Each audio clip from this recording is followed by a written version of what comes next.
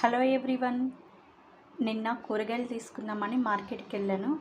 అక్కడ నాకు ఈ చింత చిగురు కనిపించిందండి. ఇక ఈ చింత చిగురుని చూడగానే ఒక్కసారిగా నా ప్రాణం లేసొచ్చిందండి. చింత చిగురు అంటే ఇష్టం కాబట్టి ఇంకా ఒక 100 గ్రాములు తీసుకున్నానండి. ఇప్పుడు మనం చింత చిగురు కోడిగుడ్డు కూర ఎలా చేయాలో చూద్దాం. ఇప్పుడు ముందుగా స్టవ్ ఆన్ చేసుకొని 3 టేబుల్ స్పూన్ ఆయిల్ వేసుకోండి. ఆయిల్ హీట్ అయ్యాక 1 టేబుల్ స్పూన్ మినపగుండ్లు తీసుకోండి. 1 టేబుల్ స్పూన్ జీలకర్ర తీసుకోండి. 1 రెమ్మ కరివేపాకు తీసుకోండి. ఒక 3-4 ఎండుమిర్చి తీసుకోండి. ఒక 2 ఆనియన్స్ చిన్నగా కట్ చేసి తీసుకోండి. ఆనియన్స్ గోల్డెన్ కలర్ వచ్చేంత వరకు ఫ్రై చేయండి. ఆనియన్స్ ఫ్రై అయ్యాయి కదా, ఇప్పుడు 1 టేబుల్ స్పూన్ పసుపు తీసుకోండి. ఇప్పుడు ఒక 2 ఎగ్స్ తీసుకోండి. అది మీ చాయిస్ అండి, మీరు ఎన్నైనా తీసుకోవచ్చు ఎగ్స్. 2 ఎగ్స్ని ఇలా బ్రేక్ చేసి వేసుకోండి. ఒక 2 మినిట్స్ పాటు వీటిని మూత పెట్టి ఉంచండి. చూసారు కదా, ఎగ్స్ కూడా మంచిగా ఫ్రై అయ్యాయి. ఒకసారి ఇట్లా తిప్పేద్దాం. చూసారు కదా, ఎగ్స్ బాగా ఫ్రై అయింది.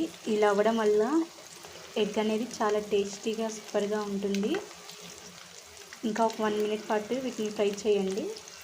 పచ్చిగా ఉంది కదా కొంచెం. ఎగ్స్ మంచి ఫ్రై అయ్యండి. ఇప్పుడు 2 టేబుల్ స్పూన్ కారం తీసుకోండి. చింత చిగురులో కారం ఎక్కువ పడుతుందండి, పులుపు ఉంటుంది కదా, కారం సరిపడా వేసుకోండి. 1 టేబుల్ స్పూన్ సాల్ట్ తీసుకోండి. సాల్ట్ కూడా చూసి వేసుకోండి, ఎంత సరిపోతుందో అంత. ఒకసారి కలపండి. మనం ఎగ్స్ని కావాలంటే చిన్నగా ఉంచవచ్చు, పెద్దగా ఉంచవచ్చు, అది మన ఇష్టం అండి. నేనైతే కొంచెం చిన్నగా మిడిల్గా కట్ చేశాను. తినేటప్పుడు నోటికి తగులుతుంది కదా, మంచి రుచిగా ఉంటుంది.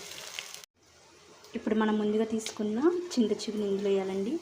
చింత చిగురు వెంటనే ఫ్రై అవుతుందండి. ఒకసారి బాగా కలిపి ఒక 2 మినిట్స్ పాటు మూత పెట్టి ఉంచండి. ఒకసారి కలపాలి.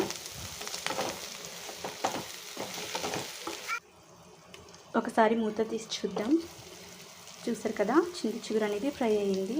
ఇది 2 మినిట్స్లోనే ఫ్రై అవుతుందండి, ఎక్కువసేపు ఉంచిన అవసరం లేదు.